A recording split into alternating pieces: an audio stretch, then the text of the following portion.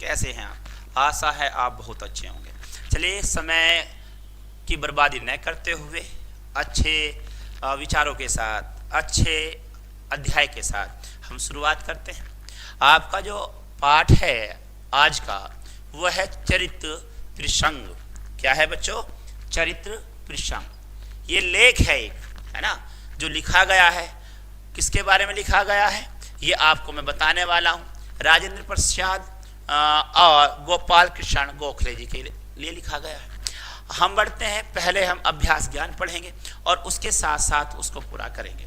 ठीक है, चलिएगा।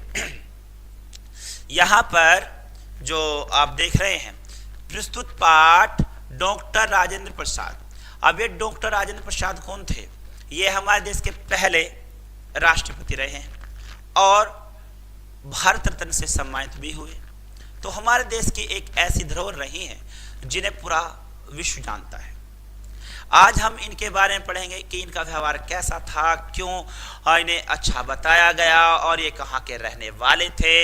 इनकी आज तक कीर्तियाँ जो पूरे विश्व में फैली हुई हैं वो क्यों फैली हुई हैं। ये सब विचारों और मन के भावों की बात करते हैं। जैसे पिछला जो चैप्टर था हमने उसमें आपको अच्छा खासा समझाने का प्रयास किया था। अगर आपने उसे अभी तक नहीं पढ़ा है तो उसे भी एक बार देख लीजिएगा। तो एक दूसरे को जोड़ करके चलेंगे, बहुत अच्छे से आप सीख पाएंगे। आगे बढ़िएगा। तथा गोपाल कृष्ण गोखले के चरित्र के विषय में पढ़ाया गया है। यानी कि यहाँ दो लोगों के बारे में पढ़ाया गया है। पहले हैं आपके राजेंद्र प्रसाद जी हैं और दूसरे हैं गोपाल कृष्ण गोखले जी हैं। ठीक है, इन दो के बारे में हम यहाँ पर बात करेंगे और अच्छे से समझेंगे, परखेंगे और अपने विचारों में इन्हें स्थान देंगे। ठीक है, चलिए शुरुआत करते हैं ऊपर की तरफ लेकर के।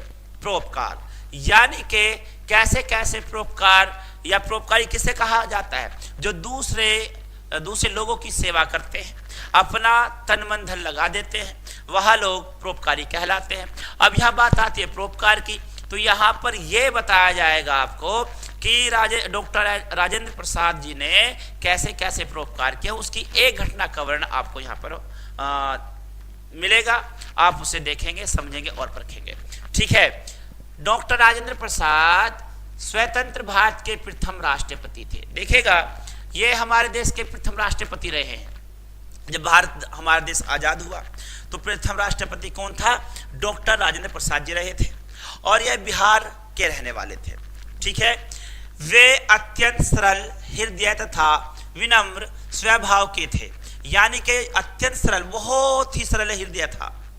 ज्यादा किसी से कठोरता में बात नहीं करना, बड़ी विनम्रता की बात करना, मृदुल व्यवहार माना, बिल्कुल कोमल व्यवहार था, है ना। इसके साथ साथ विनम्र स्वभाव के थे, बिल्कुल साफ स्वभाव और बिल्कुल ऐसे मानेगा हर किसी से बड़े अच्छे से बात करने वाले व्यक्ति थे।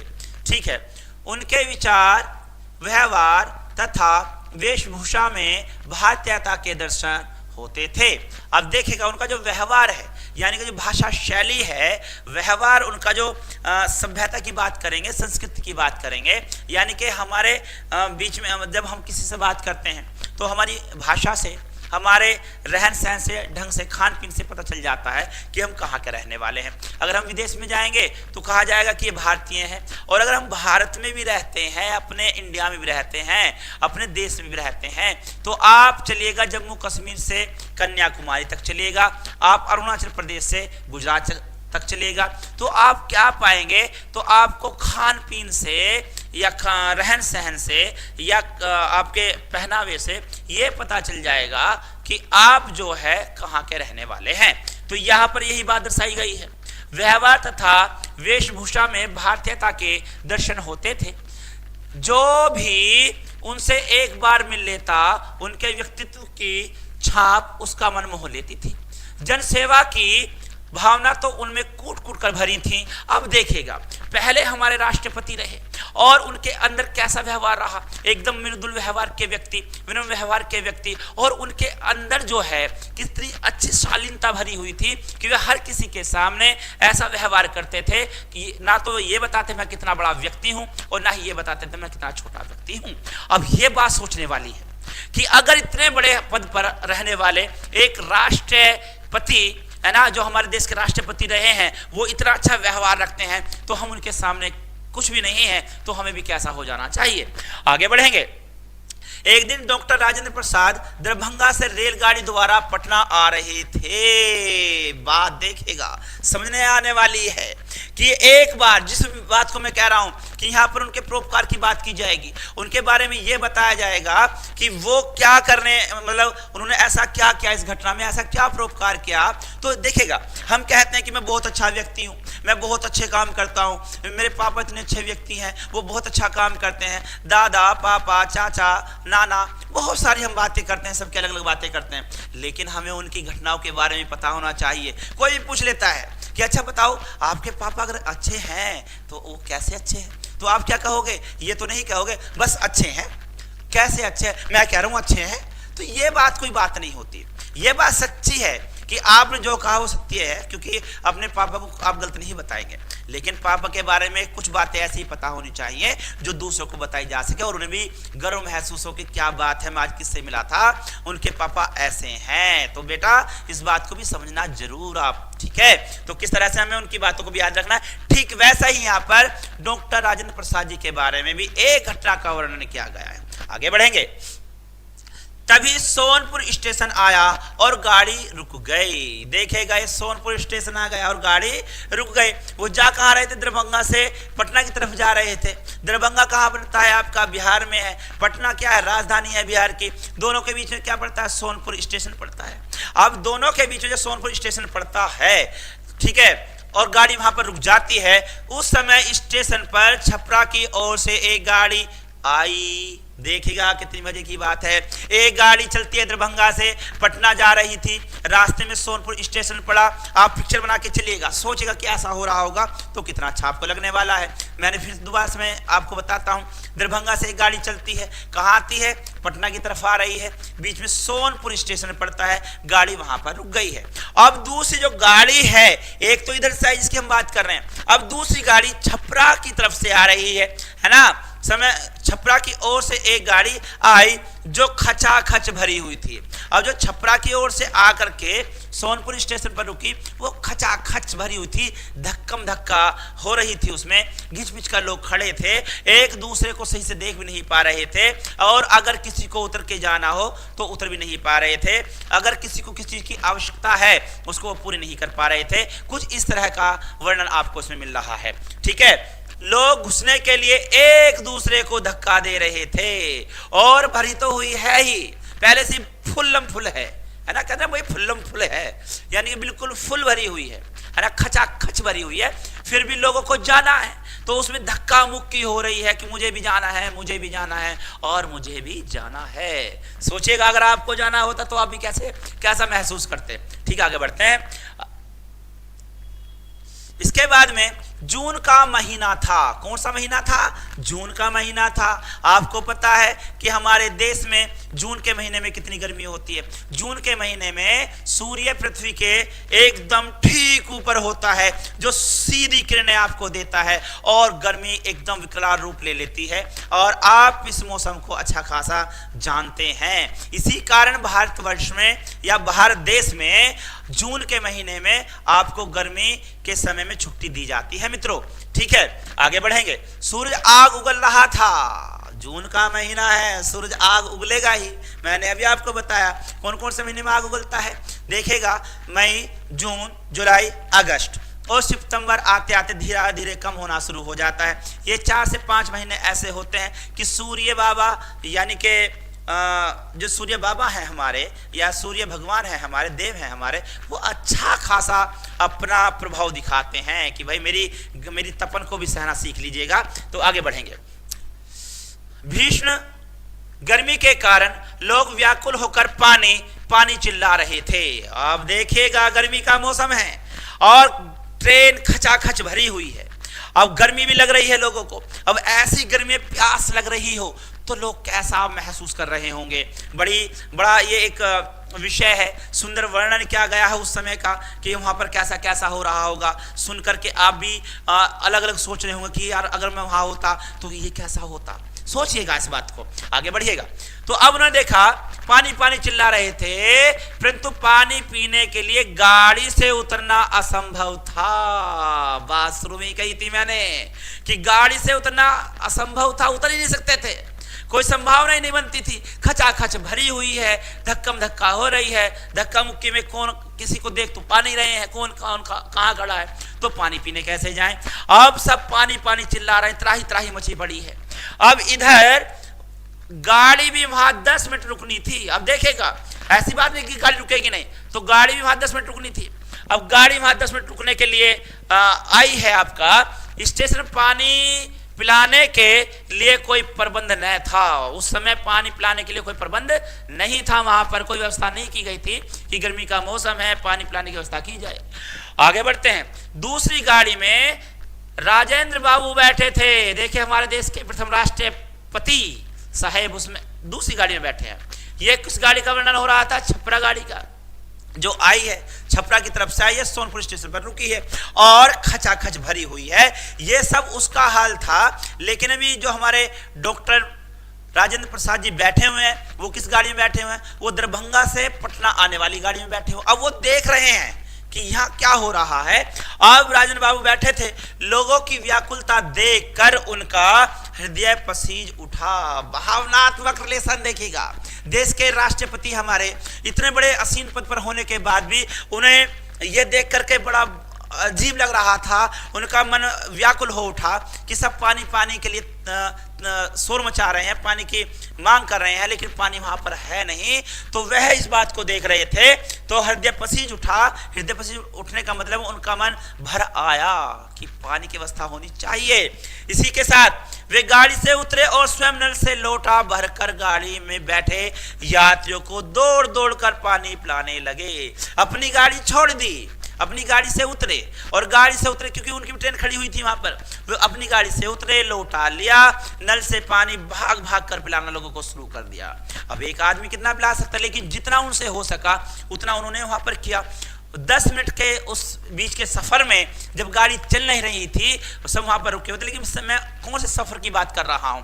मैं उस सफर की बात कर रहा हूं जब वो सफर पानी पिलाने से पानी पिलाने तक का, यानी कि शुरुआत से आखिर तक का, उसकी बात कर रहे हैं। तो देखेगा पानी पिलाने लगे, जबकि राजेंद्र बाबू स्वयं दमा के रोगी थे। देखेगा दमा की बीमारी है, थोड़ा सा भागेंगे सांस फूल जाती है, और सांस फूलने पर कितनी समस्या होती हैं आप समझ सकते हैं। तो वो भाग भाग कर फिर भी पानी पिलाने, उन्हें पता है मुझे दमा है, फिर भी वो इतने परोपकारी हैं कि वो रुकने का नाम नहीं ले रहे और फिर पानी पिलाने में लगे हुए हैं। उसी समय दमे के कारण उनका बुरा हाल था, उसी समय दमे के कारण उनका बुरा हाल था, ठीक है। फिर भी वे यात्रियों को तब तक पानी पिलाते रहे जब तक गाड़ी स्टेशन से चली न गई, और वह तब तक पानी पिलाते रहे। दमा का मरीज है कि व्यक्ति और अपनी गाड़ी छोड़ रहा हो, उसके बाद में भाग भाग कर पानी पिला रहा हो, तो सोचेगा वो कितने, उनके अंदर कितनी बड़ी मानवता है, कितने बड़े वो मानवता के रखवाले हैं। ऐसी ऐसी बातें आप कर सकते हैं और समझ सकते हैं, ठीक है। आगे बढ़ेंगे। इसी बीच उनकी गाड़ी चल दी। अब उसी बीच उनकी गाड़ी चल दी। कहाँ चल दी? अपने स्टेशन के लिए चल दी है, क्योंकि दरभंगा से पटना जाना था। दूसरी गाड़ी निकल गई है, ठीक है। वो दौड़कर अपनी गाड़ी में चढ़े तो गए, परंतु चढ़े तो नहीं, चढ़ तो गए, परंतु दमे का दौरा पड़ने के कारण उनका बुरा हाल था। देखिएगा दम का व्यक्ति जिसे दमा की बीमारी हो और वह भाग भाग करके लोगों की सेवा में लगे हुए हो, उन्होंने अपना ख्याल नहीं किया।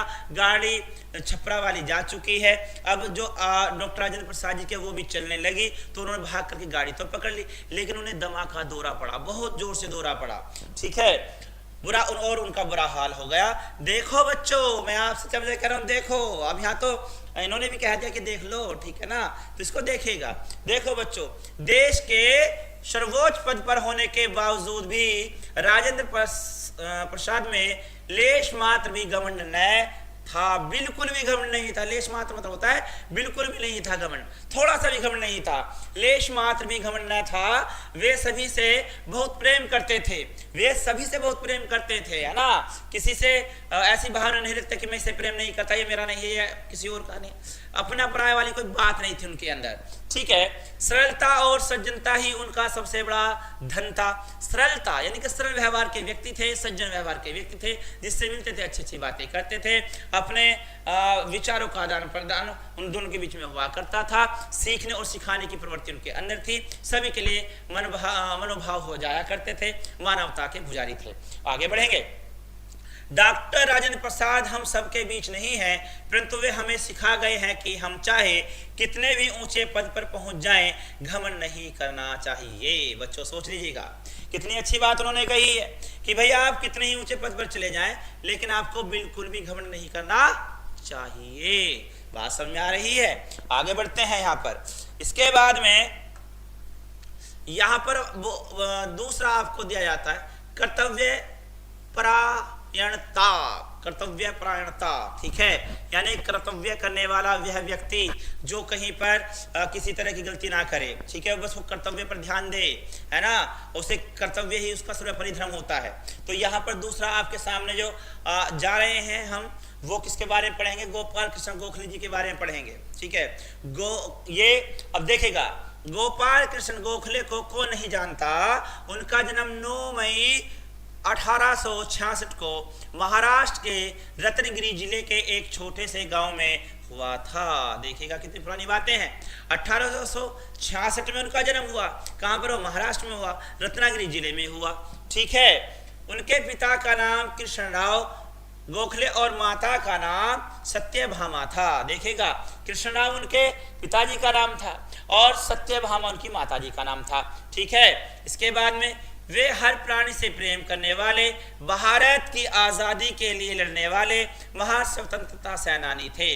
उनके जीवन में जो उन्होंने उतार चढ़ाव है वो कैसे कैसे है, उन्होंने देश की किस किस तरह से उन्होंने सेवा करी, और वह कहाँ के रहने वाले ये आपको पता चला, क्योंकि उन्होंने जन्म जो लिया कहाँ पर लिया? महाराष्ट्र राज्य के रत्नागिरी जिले में जन्म लिया था, एक छोटे से गाँव में लिया था। पिता का नाम कृष्णराव गोखले और माता का नाम सत्यभामा था। वे हर प्राणी से प्रेम करने वाले थे, भारत की आजादी के लिए लड़ने वाले महान स्वतंत्रता सेनानी थे। उन्होंने देश को आजाद करने के लिए अंग्रेजों की नीतियों के खिलाफ आवाज उठाई। स्वाभिमान और ईमानदारी की भावना तो उनमें कूट कूट कर भरी थी। वे छोटे बड़े सबके साथ समानता का व्यवहार रखते थे और नियमों के पाबंद थे। यानी कि सबके साथ में कैसा था? उनके साथ में, सबके साथ में छोटे बड़े वाली कोई बात नहीं थी, सबके साथ में समानता का व्यवहार। ना यहाँ कोई छोटा है, ना यहाँ कोई बड़ा है, ऊंच नीच की भावना को त्यागा हुआ था।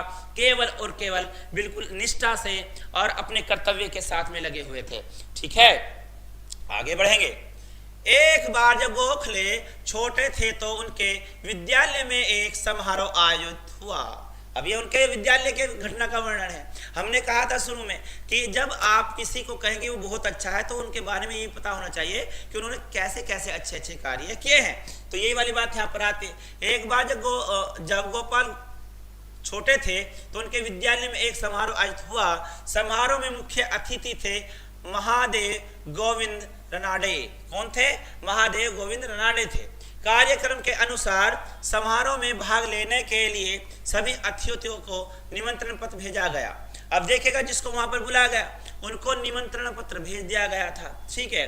अब निमंत्रण पत्र जब भेजा गया है तो जो आ रहा है उनसे कह दिया गया कि आप गेट पर रहोगे, ठीक है, और आप उसको ही अंदर आने दोगे जिसके पास में निमंत्रण पत्र होगा। लेकिन यहाँ पर क्या हुआ है? यहाँ पर अतिथि, जो मुख्य अतिथि के रूप में बुलाए गए हैं, वो हमारे बीच में महादेव गोविंद रनाडे जी को बुलाया गया था, ठीक है। अब वो वहां पर आ गए हैं। अभी उनके साथ देखिए क्या होता है। गोपाल को यह कार्य सौंपा गया कि वे समारोह में आने वाले अतिथियों के निमंत्रण पत्र देखकर उन्हें सभा स्थल पर यथास्थान बैठा दें। जिसके पास में क्या होगा? जिसके पास में निमंत्रण पत्र होगा वो आराम से उन्हें दिखाइएगा और वो उनको स्थान देंगे बैठने के लिए कि जाइएगा, आप वहां जाकर के बैठिएगा, ठीक है। गोपाल खुशी खुशी यह जिम्मेदारी निभाने के लिए तैयार हो गए। विद्यालय के प्रवेश द्वार पर खड़े होकर गोपाल सभी अतिथियों का निमंत्रण पत्र देखकर उन्हें यथास्थान बैठाने लगे।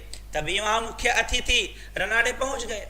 अब इस प्रोग्राम में जो आने वाले थे मुख्य अतिथि थे वो कौन थे? आपको मैंने बताया महादेव, गोविंद, रनाडे थे। अब वहां पर वो भी पहुंच गए हैं। अब जैसे वो द्वार पर आए हैं तो क्या होता है, गोपाल ने उनसे निमंत्रण पत्र मांगा, उनसे ही मांग लिया कि आप मुख्य अतिथि हैं, चलो कोई बात नहीं है, मुझे नहीं पता, लेकिन आप मुझे निमंत्रण पत्र दिखाइए, कहाँ है निमंत्रण पत्र। अब उन्होंने कहा, दिखाने के लिए कहा।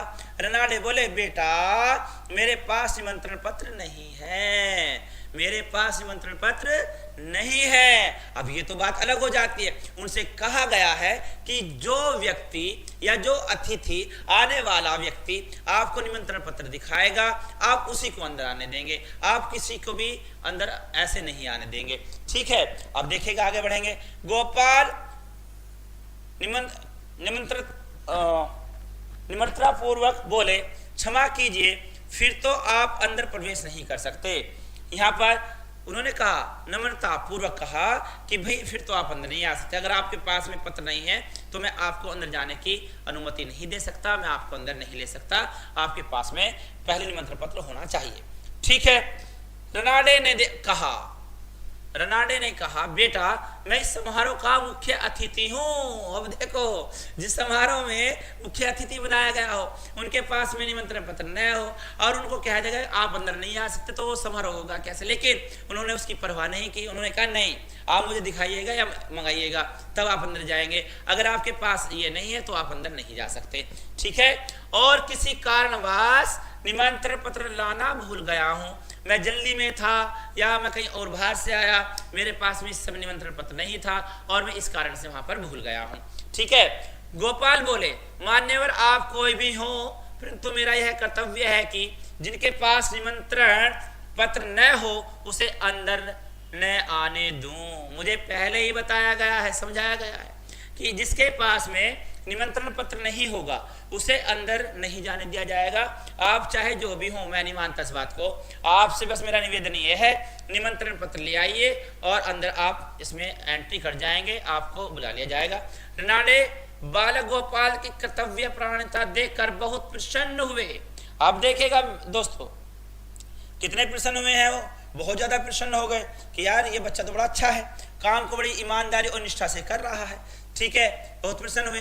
तभी वहां रनाडे को देखकर स्वागत समिति के लोग आ गए। अब स्वागत समिति ने देख लिया यार ये कौन है गेट पर, वो भागे दौड़े और वहां से निकले कि देखा जाए, आ गए और उनसे गोपाल के व्यवहार के लिए क्षमा मांगने लगे। और उन्होंने हाथ जोड़कर सबने क्षमा मांगी कि सर आप हमसे गलती हो गई है, ये बच्चे से गलती हो गई है, हमें क्षमा कर दीजिएगा, इस बच्चे का व्यवहार पे हमें क्षमा कीजिएगा, आप नाराज ना हो। तो इस तरह की उन्होंने बातें करनी शुरू करी। अब इस बात पे ही आकर के होता क्या है, रनाडे बोले, गोपाल मैं तुम्हारी सच्चाई और कर्तव्य प्राणता पर बहुत प्रसन्न हूं। मैं बहुत खुश हूं कि आप ऐसे बच्चे हैं, कि आप इतना कर्तव्य का पालन करते हैं, मैं बहुत खुश हुआ। ठीक है, मुझे तुम पर गर्व है, मुझे तुम पर गर्व है। जिस देश में तुम्हारे जैसे बच्चे होंगे वह देश सदैव उन्नति करेगा। वह देश क्या करेगा? सदैव उन्नति करेगा। तो दोस्तों यह थी आपकी एक घटना थी, दो ऐसे प्रमुख व्यक्तियों के लिए, जो एक आपकी गोपाल जी के लिए रही और दूसरी आपकी डॉक्टर राजेंद्र प्रसाद जी के लिए रही। तो आप इसको अच्छे से पढ़ें, एक नहीं दो बार पढ़ें।